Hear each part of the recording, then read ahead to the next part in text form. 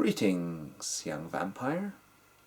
I hope you start this night well rested and well refreshed and well fed according to your particular and exacting standards. Yes, we've been spying on you for some time.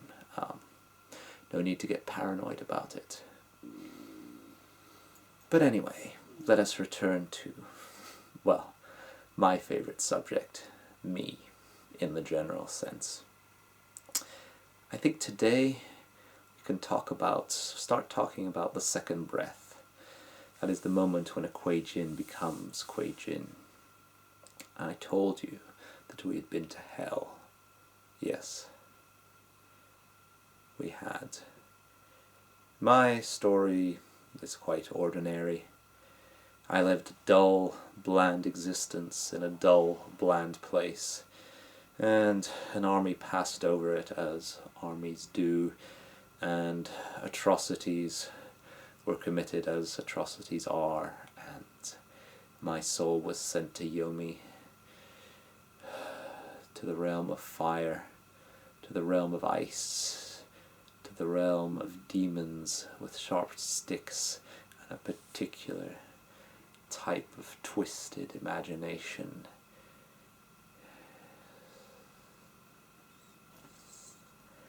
Anyway,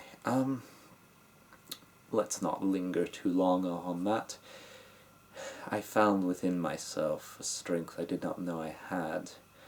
My higher soul, guided me back to my body, and then my Po, the demon soul, tore the wall from hell to this world and allowed me back, and I breathed once more. Just once. Just one true last breath, your second breath, and then you rise, undead, never to breathe once more. Anyway, as a somewhat similar being, you can definitely understand that aspect of the story. But what you do not know, because after your embrace you might be confused, you might frenzy, but you are nothing like the disgusting and degraded creature that I was, that almost all Kuei-Jin are at their moment of creation. I was a pure creature of instinct, feeding on flesh and nothing else, ravaging after humans to eat their flesh, to get their chi, with no thought, no rationality. I was found. Many of us are not found. Many of us are found just to be destroyed by lupines, by Western kindred, because there are Kuei-Jin in your worlds, but we'll return to that.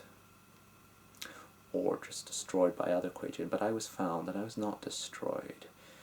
I was brought in. I was healed. I was taught. Oh yes, I was taught. Anyway, remember the important question: how does this society sustain itself? The Kuei-Jin cannot beget other Kuei-Jin. We cannot drain a vessel of chi and drop one or two chis into it, though believe me, it has been tried. But yes, we cannot create other Kuei-Jin. We must find them when they are created naturally and bring them to us. But many of us are uncontrollable in the end.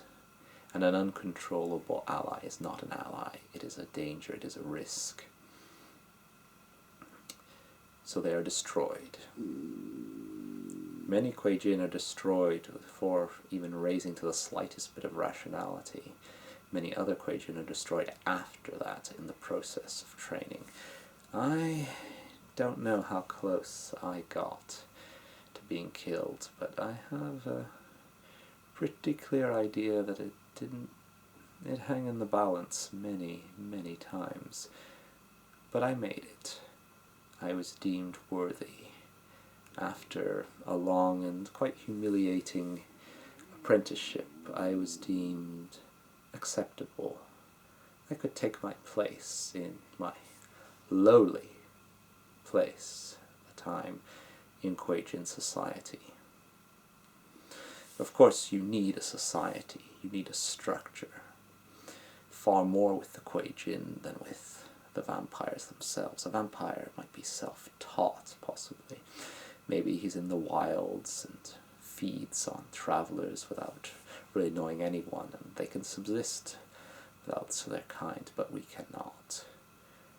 We need our kind to bring us up from the state we start in, and then we need our kind to keep us on the paths of our Dharma, to give us hope, to show us the way that has been traveled before. That brings me to the next point. Kuei-Jin, as everyone knows, are creatures of China, Japan, Southeast Asia. But why is this? It's not that they're unknown in the West. I have seen some Western Kuei-Jin in quite surprising places. There's certain lonely gangrels out on the moors one night. Are you quite so sure that they are of the blood of Cain? They keep to themselves a lot, and I know of one prince. Well, I probably shouldn't be sharing that kind of information, but there are Kuei-Jin in the West, and there have been since a long time. But their numbers are so few in comparison with Southeast Asia, and though I cannot prove it, I believe that it is not because there are more Kuei-Jin born in Southeast Asia, but just because here we have the social structures to elevate them. Think about it. Kuei-Jin is born in Europe. What is it? A monster that feeds on flesh. A zombie. What is this creature going to be? It's going to be eradicated by vampires or hunters immediately, and probably won't even be noticed how it differs from other undead. Yes, I am convinced that all races, all nationalities, all locations rise as Kuei-Jin equally. But until now, we have not had the social structures in place, in the right places in the world, to bring them into their inheritance.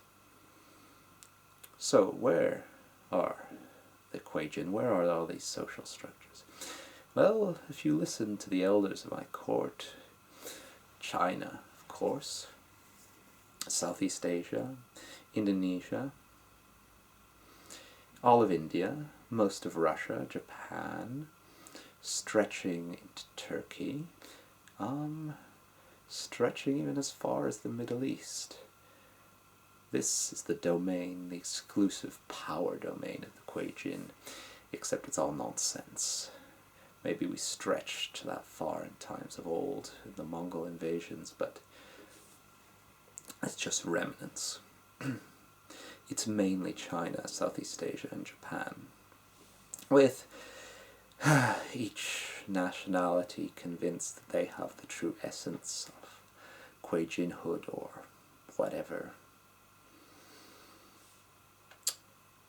So yes, but now we are stretching further. For instance, you know, the Great Leap outwards into the... Sorry, that name. It started as a joke and became serious.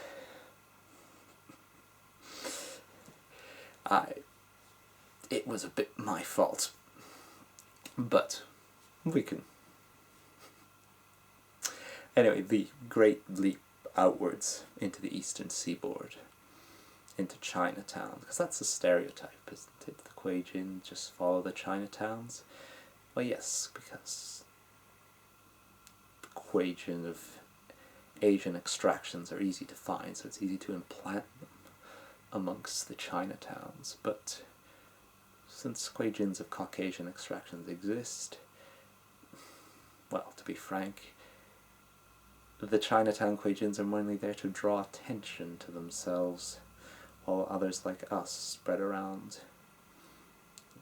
Another sinister conspiracy in your world. But don't worry, it's not like the Kuei-Jin are in any way unified over a common goal. But as I say, we are spreading, and we are losing places. Vampires are coming into our domains, following the Europeans themselves, because vampires can hide most easily amongst Europeans, and though they do find it easier than us to recruit beyond their race. So there's a great mixing going on. And our two worlds are going to shortly become so inextricably linked. There will not be any geographical locations. There will be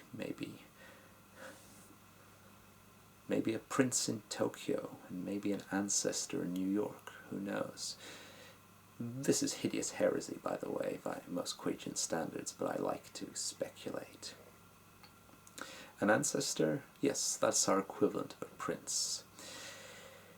A prince, though I basically understand it, just needs the basic political skills to stay in place.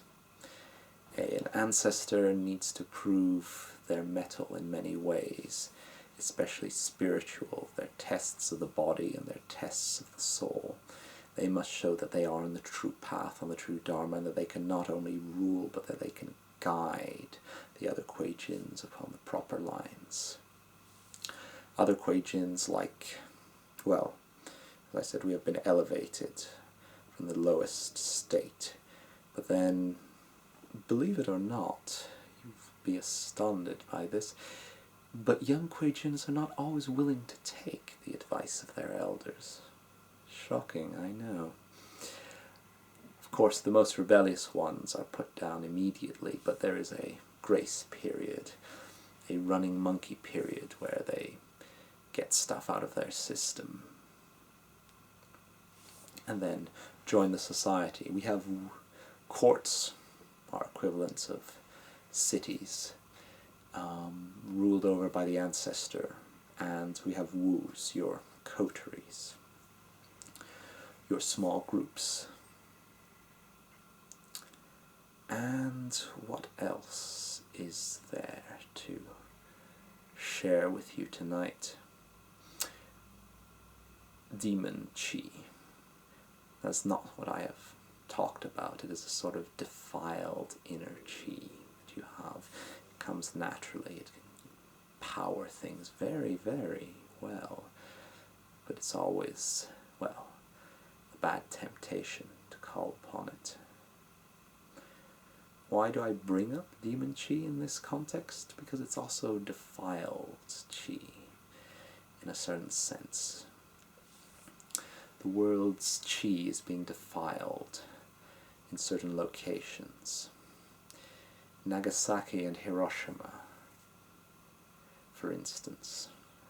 All across Japan, the effects of this defilement are being felt, and the Kuei-Jins are, well, they're not fleeing, they're just going on holidays, on missions, on quests, and the Japanese islands are slowly depopulating of Kuei-Jin influences. It's not a coincidence, I said, that one day there will be a prince in Tokyo, if hell doesn't come to the world first.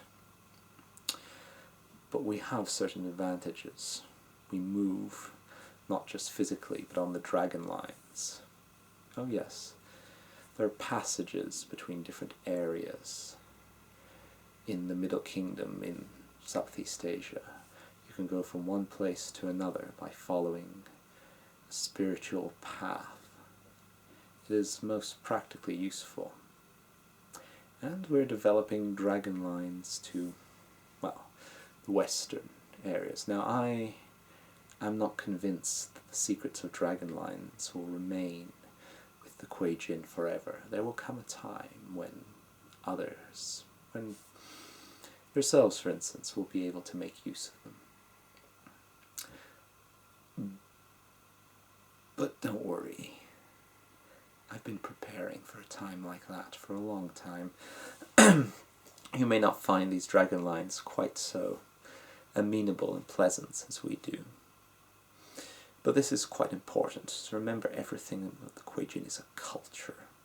If you get the right culture, the raw Kuei-Jins, they exist all over the place. They come back from their respective hells. So if you can get the Kuei-Jin culture everywhere, you can get Kuei-Jin. Anyway, I thank you for listening while I sort of pontificated on things that are close to my undead heart. Tomorrow we shall start talking about the Dharmas, while you can inform me about the vampire clans. It seems I have quite a lot to learn there. Sleep well, kindred. Sleep well.